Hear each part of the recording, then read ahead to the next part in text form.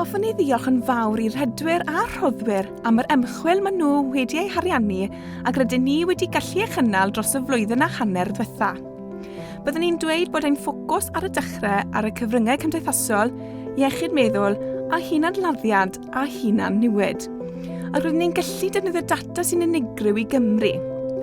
Felly mae arolwg ysgolion a oedden ni'n galluogi gysylltu data addysg a data iechyd yn wirioneddol geisio deall defnydd o'r cyfryngau cymdeithasol a'i effaith ar iechyd meddwl ac ymddygiadau hunan-niwedio.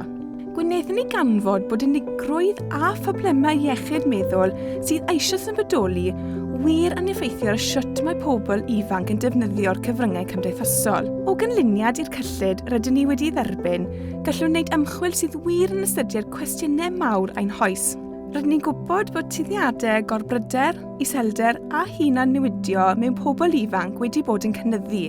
Mae'r cyflerau hyn wedi bod yn cynyddu mewn pobl ifanc am fwy na 10 awr. Mae'n ymchwil yn dangos bod hyn wedi bod yn gweithygu yn ôl pob tebyg, o gynlyniad i'r holl bethau sy'n ymwneud â'r pandemig, methu bod gyda'ch cofodion, yr holl ddysgu emosiynol ac annibyniaeth na ddigwyddodd. Felly, drwy ddeall effeithiau defnyddio'r cyfryngau cymdeithasol, y rai cadarnhaol a'r rhai negyddol gallen ddefnyddio'r ymchwil hwn i cael effaith uniongyrchol go iawn a fywydau pobl ifanc a'i dyfodol.